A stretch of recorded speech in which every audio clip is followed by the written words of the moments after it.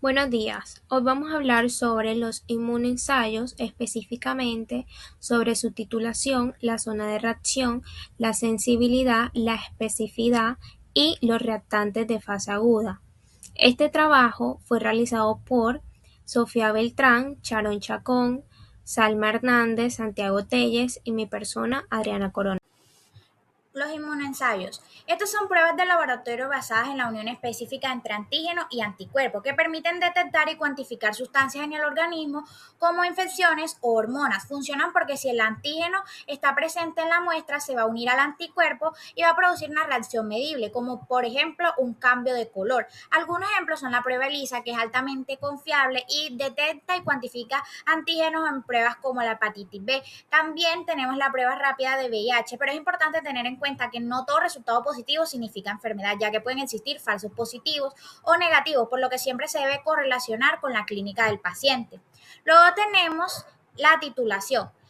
Es una técnica semicuantitativa que se utiliza para medir la concentración de anticuerpos mediante diluciones seriadas de una muestra, es decir, se va diluyendo progresivamente en proporciones como 1,2, 1,4 y 1,8, así sucesivamente. Y el resultado corresponde a la mayor dilución en la que aún se observa reacción. Útil para seguimiento de enfermedades que permiten comparar los títulos con el tiempo. Por ejemplo, si se aumenta, indica que la infección está más activa. Y si disminuye, significa que el tratamiento está funcionando. Se utiliza en enfermedades como sífilis, donde títulos altos sugieren mayor actividad de la enfermedad, pero siempre estos resultados se deben interpretar junto con los signos y síntomas del paciente. Vamos a hablar de la importancia de la titulación.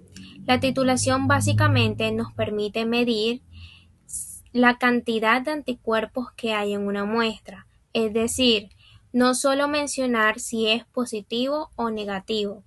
Esto es útil en varias aplicaciones clínicas, por ejemplo, el diagnóstico, ya que ésta permite y dice qué tan fuerte es la respuesta inmunológica.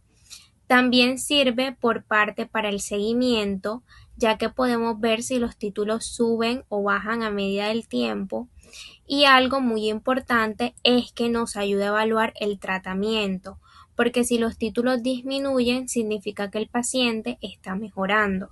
Un ejemplo claro de esto es la sífilis, donde una disminución progresiva de los títulos indica que el tratamiento está siendo efectivo. Por eso, el valor del título es tan importante como saber si el resultado es positivo o negativo. Bueno, ahora vamos a hablar de la zona de reacción, que esto se refiere a la relación entre el antígeno y el anticuerpo, y es lo que determina si la reacción se va a poder ver o no en el laboratorio. Esto pues es muy importante porque este equilibrio depende de que la prueba salga correcta, y si no hay una buena proporción pueden aparecer errores, en este caso como los falsos negativos. Por ejemplo, un paciente puede estar enfermo, pero si hay un desbalance entre el antígeno y el anticuerpo, la prueba puede salir negativa. Y aquí tenemos los tipos de zonas. Primero, la zona de equivalencia, que es la ideal porque es donde hay una proporción equilibrada y la reacción, pues sí es visible.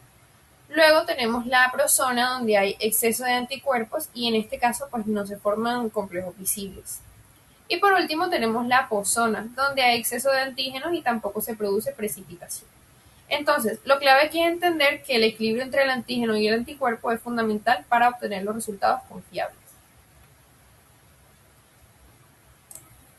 Ahora tenemos pues la zona de equivalencia, que esta es la zona donde hay una proporción igual entre el antígeno y el anticuerpo. Y es la más importante porque aquí se obtienen pues los resultados confiables y visibles en las pruebas inmunológicas. En esta zona se forman complejos inmunes grandes, permitiendo así que se ocurra la precipitación y es decir que la reacción se pueda observar fácilmente.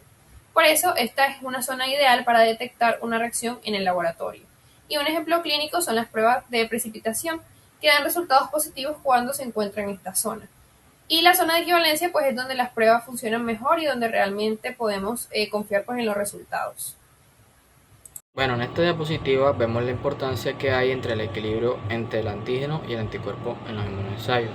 Para que esta prueba funcione correctamente debe existir una proporción adecuada, llamada zona de equivalencia. Cuando este equilibrio se pierde, aparecen la prozona y la poszona. En la prozona hay un exceso de anticuerpos, lo que esto impide la formación de complejos visibles.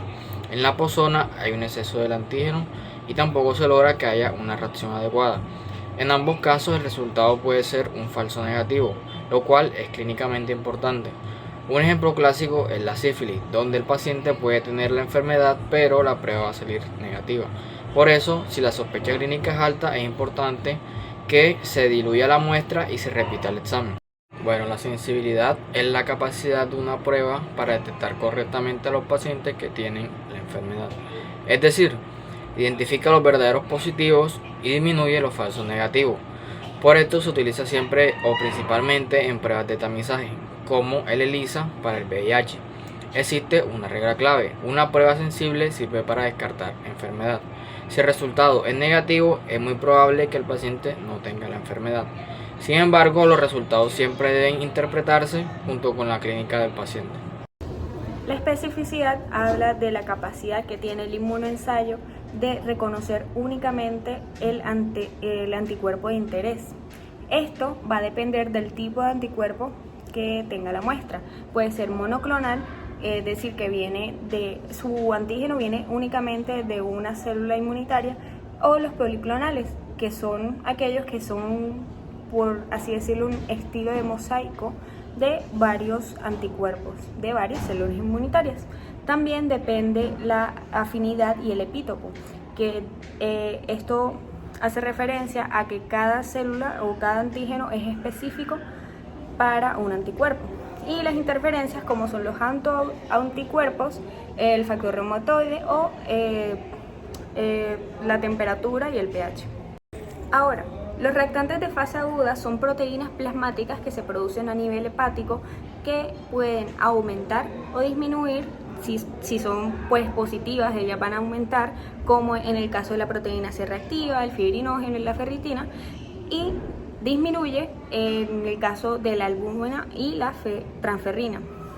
Ahora bien, estas son de gran utilidad, ya que nos permite el seguimiento de la enfermedad y la evolución de nuestro paciente. Asimismo, nos permite evaluar la respuesta que tiene nuestro paciente a diferentes tipos de tratamiento, y que digamos que la manera en la que vamos a tratar a este paciente va a ser personalizada. Y además es una gran herramienta diagnóstica.